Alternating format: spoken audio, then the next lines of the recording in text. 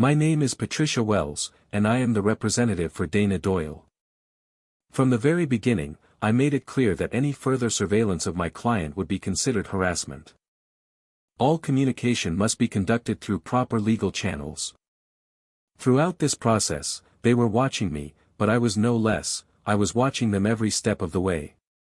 2 weeks after our initial encounter with Blake, we had our day in court. The issue started when the funds were withdrawn from the joint accounts of Dana and her husband, Mr. Doyle. We were set to participate in an emergency hearing to clarify the situation. Patricia Wells and Dana both entered the courtroom in sophisticated suits, showing their seriousness. As for me, I had to wear the only tie I owned, the one I kept in my car for unforeseen funerals while traveling. We were ready for this legal battle. Judge Harmon was an elderly man with white hair and reading glasses that always rested on the tip of his nose. He silently reviewed the filings, offering no expressions, occasionally glancing at Dana and then at me, as if considering each response carefully. Finally, he turned to Dana and addressed her as Ms. Wells. While Mr. Doyle was in the hospital due to a life-threatening heart attack, your client withdrew the entire balance from the joint accounts. Is that accurate, Ms. Wells? The judge asked. I didn't flinch, responding immediately, my client had every right to access those joint funds, Your Honor. The judge, not rushing, continued with the next question, so, did your client know about Mr. Doyle's hospitalization at the time she withdrew the funds? Dana, looking somewhat worried, approached me and whispered something in my ear. I lowered my voice but still maintained confidence. Certainly, Your Honor. However, my client was undergoing significant emotional distress, believing that her marriage was coming to an end. She acted in order to protect her financial well-being. The judge put his glasses back on and looked at us sharply. Is that so? But did she know that her husband was in critical condition at the time? He smirked as if he wanted to close the issue. I felt like he was trying to conclude the matter. I will freeze the funds until further legal action is taken. Both parties will be prohibited from accessing this money until the divorce settlement determines ownership. Although this wasn't a complete victory, it at least prevented Dana from withdrawing more money. As we left the courtroom, Dana attempted to approach me. But Wells quickly stopped her with a firm hand on her arm. Before I walked away, Dana kept pleading, Cameron, please. At that moment, I felt there was nothing more to say. There's so much you don't understand, Dana, I simply said, then walked away. The next day, Blake called me to his office. When I arrived, he had prepared a file. We have something, he said as he pushed it across the desk. Opening it, I found a bank statement from an account I didn't recognize. It was in Dana's name, and the remaining balance was $127,340.56. I looked at him and asked, where did this money come from? Blake smiled mysteriously. It was discovered by your niece. Megan, during her internship at a downtown credit union, found it. This account was opened 18 months ago. And so, the pieces of the puzzle began to fall into place, and I knew that we were just starting a long and challenging legal battle. I always paid close attention to the deposits made into my account, small ones, just under $10,000, always keeping them slightly below the reporting threshold. A classic method of financial concealment. I knew they were watching me, but I was no less vigilant. I knew how to observe them too. One day, Blake informed me that he had additional information. He explained that these deposits aligned with my long-term schedule. The money was deposited when I was absent, as if they had perfectly coordinated everything. I leaned back in my chair, silently processing the information. Had she been planning this for the past year and a half? Blake shook his head. Cameron, I don't think she ever intended to leave you. Then why prepare for the possibility that I would leave? I asked, feeling exhausted by everything unfolding. I've been working non-stop to ensure we survive. I haven't done anything wrong. Blake then handed me another document, placing it in front of me. It was a lodging charge from a hotel in Minneapolis, listed on a credit card statement from 3 months ago. I immediately recalled that I had been in Seattle that week. Harold Jensen was the name on the reservation, Blake said, his eyes lowering slightly, a hint of sadness. Harold. Our neighbor. The one who had sent me a message about the stranger at our house. A cold shiver ran down my spine. We suspect that Harold has been in a relationship with Dana for a long time, Blake continued. He's been creating a false trail to make you suspicious. This isn't just Dana's betrayal, it's a coordinated scheme. I stood up abruptly from my chair, unable to stay seated as the truth began to unravel. They've been planning this for so long. I've been fighting to protect our family, and meanwhile, they've been betraying me and draining our accounts. Blake smiled for the first time that day, a smile that held no joy. Cameron, if I were you, I'd make sure they both regret ever thinking they could get away with this. The next month, I stayed at Jeff's house, recovering physically while Blake worked tirelessly on building our case. We now had a clear strategy: record all the information, gather evidence of Harold and Dana's relationship, and expose the financial deception they had orchestrated. Megan, my niece, was an indispensable part of the investigation. Her job at the credit union provided us with unique insights into financial trends that we wouldn't have otherwise noticed. No illegal activity, just connecting the dots that were already apparent. One evening, Megan shared a crucial discovery: there's another individual with access to the account. He's an authorized user, not a joint owner. I immediately thought of Harold, and she nodded. Additionally, there's something else. They've started transferring money, albeit in smaller amounts, to different accounts. They know we're watching them, Megan said, her voice full of concern. I gazed out the window, the truth becoming clearer. They were in the process of liquidating assets and preparing to leave. This couldn't go on any longer. I contacted Blake that evening. We need to speed up the process, I said, my voice firm with determination. Blake replied, I agree, but we have to be cautious. If we reveal too soon, they'll vanish with everything. So, what do we do? I asked, anxious. There was a brief silence before Blake responded, we need leverage, something that will make them rethink their decision to leave. The next day, knowing Dana would be at work, I drove back to our house. I didn't go inside. Instead, I walked along the property line, using my phone to take pictures. Harold had helped build the new shed last summer, and I remembered that during the 3 weeks I was away in California, some strange landscaping had appeared. The intricate landscaping that mysteriously showed up while I was away. And then it hit me: Harold must have made those improvements, increasing the value of the house that now only had my name on it, house I had paid for. I took photos and sent them via a simple message to Blake. The feeling inside me was crystal clear: I was no longer just the one betrayed. I now had enough evidence to turn the tables and make sure no one could escape the truth. Documented. Blake received an unexpected offer from Dana's attorney 2 days later. In exchange for 50% equity in the property, Dana would return 50% of the withdrawn funds. Blake informed me that they are conducting a test to determine whether we will agree to a low price.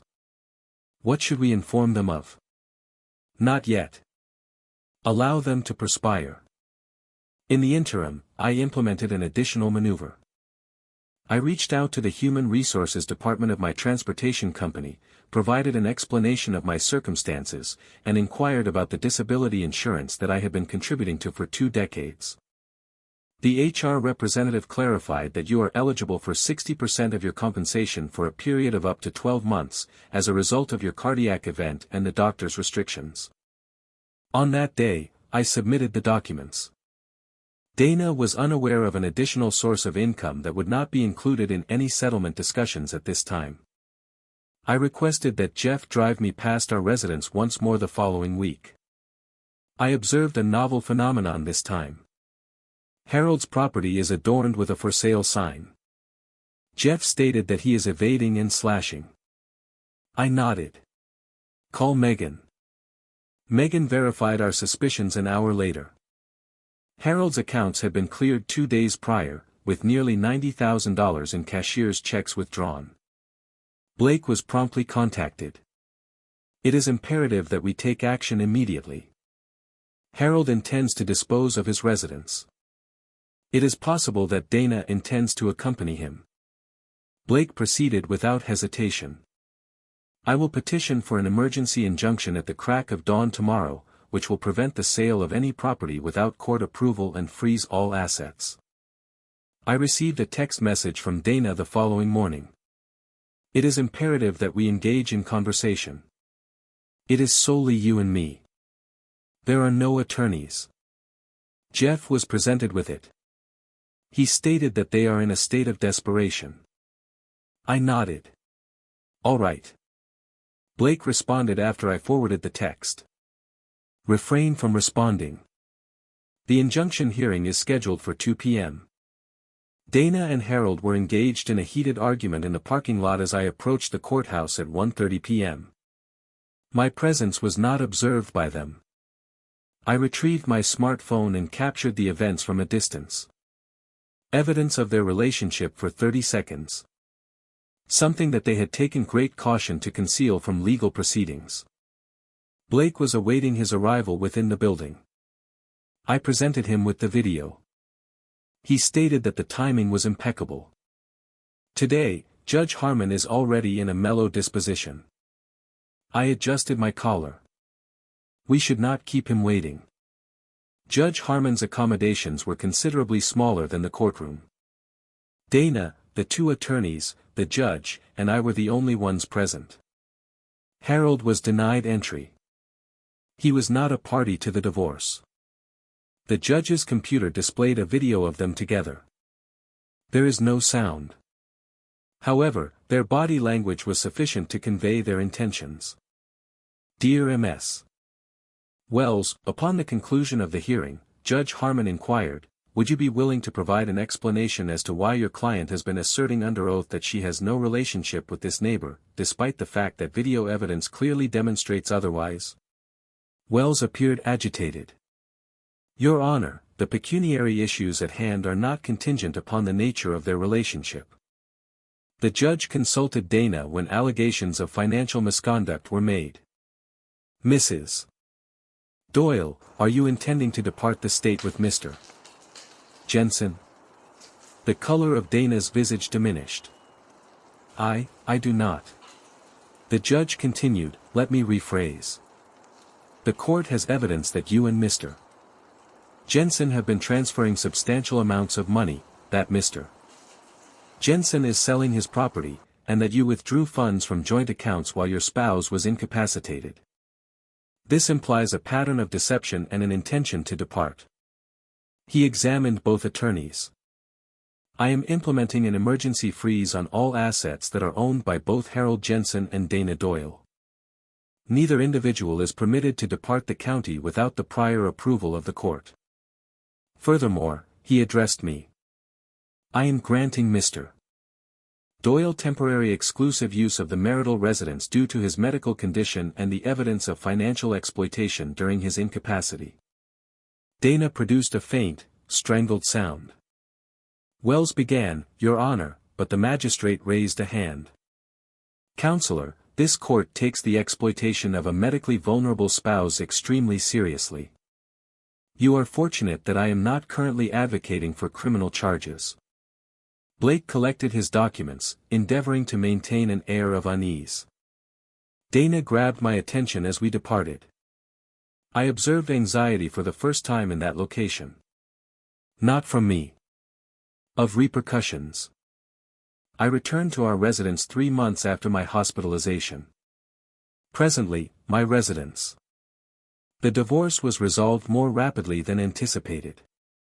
Dana refrained from engaging in physical altercations subsequent to the injunction hearing. Harold had vanished, leaving her to confront all of the challenges alone.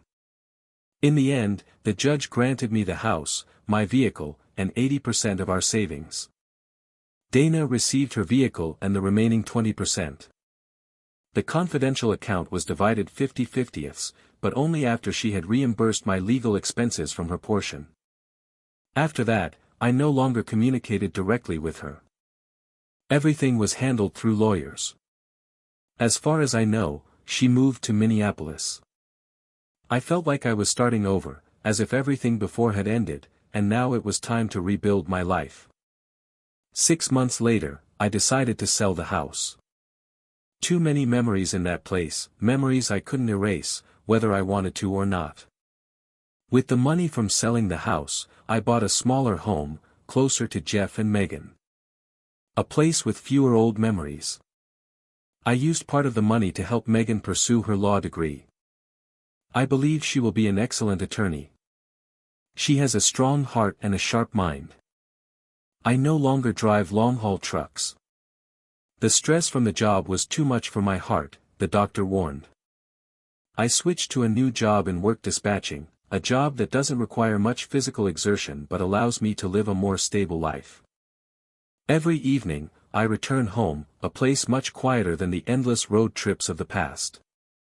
Though life is no longer as bustling as before, stability is now a precious gift I've learned through those turbulent times. Occasionally, people ask me if I am angry about what happened. I'm not. Not anymore. Anger only makes you more tired and miserable.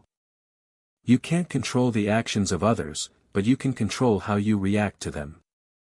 Dana thought she could take everything from me that day at the hospital.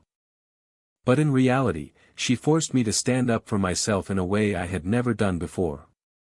She made me stronger, though not in the way I would have hoped. Last week, while cleaning out some old crates, I happened upon our wedding album. I thought about throwing it away, but hesitated.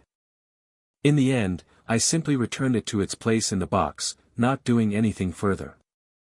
Now, it's just a part of my story, a part of a past I can't change. But I don't want to forget it either. This is not the end of the story. Just a chapter closing, and a new one beginning. My life was nearly taken by the heart attack. I almost got consumed by the betrayal. But I'm still here. Still standing. Maybe I've changed. Definitely stronger. Some lessons can only be learned through trial and error. There are people you lose for a good reason, and sometimes, losing those people opens up the opportunity for you to find freedom and strength within yourself. And the life you rebuild may be far better than the one you lost.